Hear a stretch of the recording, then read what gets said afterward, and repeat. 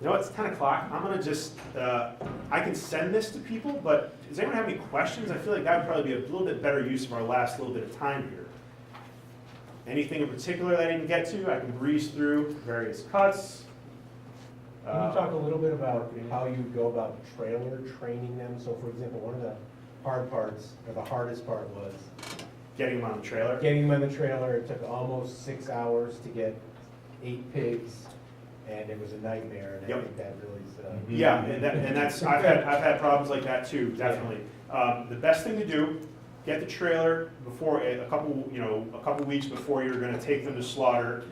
First of all, get them used to corn as a treat, your voice coming to corn. Then bring the trailer out and give them a little corn near the ramp, and then you do that, 2, 3, 4 times. Particularly, one of the best thing to do is use hunger as a motivation. If a pig is hungry, it will do virtually anything.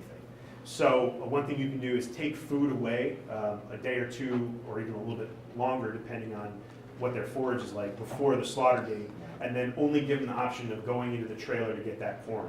That certainly helps. A pig who is a full belly won't do anything it doesn't want to do.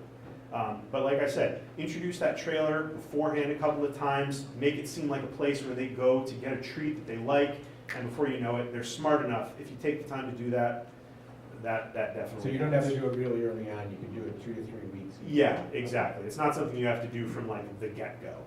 I would say maybe like a month in advance. Another thing you can do is, if possible, you can actually, I've had to do this on a couple occasions, put the trailer in the pen with them, and just let them, over the course of a day or two, the only thing you have to watch out for then is any stray wires, electrical wiring and stuff. They can chew that. So, I don't like to do that, but I have had to.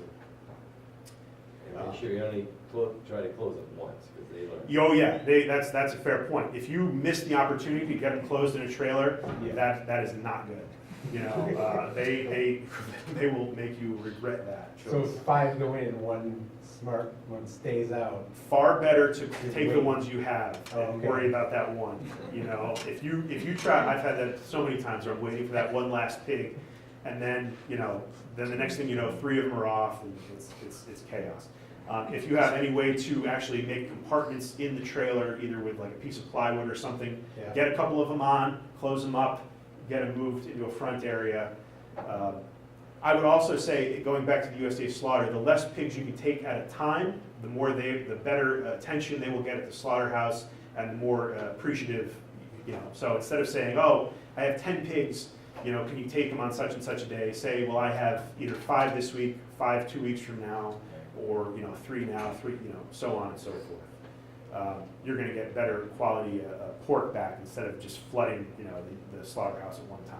I also have another one about fencing in the woods. Yes. So is it, if it's a heavily treed area, and do you run the electric wire from tree to tree rather than putting up posts, or just put up? I put up posts because what you're doing, I failed to mention this, what you're looking to do is almost make like a hopscotch. You're going to go one box to another. So you're going to set up a square with fence handles with a way in and a way out that are adjacent to each other.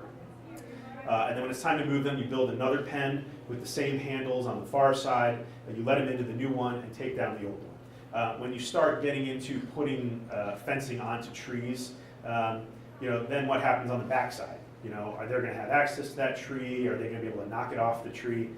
Fence posts are cheap enough, easy enough to install, to move, to take down. Just do it that way. I find it much, much easier.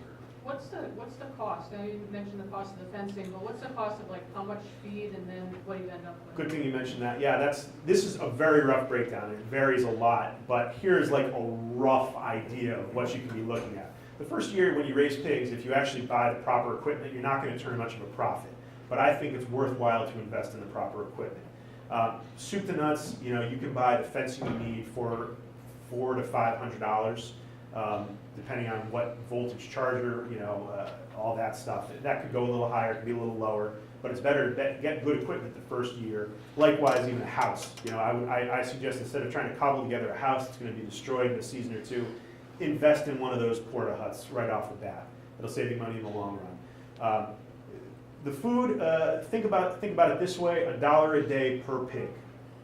is a rough idea of what you're going to be looking at. And if you're buying a pig at 6 weeks or 8 weeks of age, it's probably going to have another 6 months or so in its life. So that's about 180 days. So $1 a pig a day.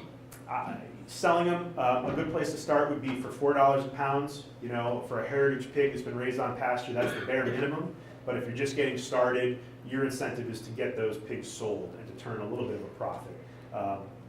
We sell sometimes more, sometimes, well, I don't think I've sold less than $4 a pound, because, I mean, you've got to value your own work and your own worth. Is that hanging weight? Hanging weight, exactly right. So I said 500 pounds for 2 pigs, so about a 250 pound pig. I try to raise my pigs till they're closer to 300 pounds. I like a bigger pig. Sort of the industrial style, the fad was for smaller pigs around 200 pounds. I think that's a waste. I mean, you want a chop that's going to be like that. You don't want a tiny little chop. So I'm looking for like a 300 pound pig that's going to dress out in the 250 to somewhere between 250 and 300 pounds hanging weight, dressed weight. So is that like a November slaughter date, or? Is that... Yeah, basically. You know, use your eye. You know, you want to try to obviously get them before the first big snow flies. That's getting later and later lately, so you could try to take them into December. A good thing for that is there's such an abundance of crops available in the late fall. If you can keep until after Halloween, pumpkins. Every farm's trying to get rid of their pumpkins. There's corn from corn mazes, there's apples. Fall is an abundant time, so it's a good time to finish your pigs.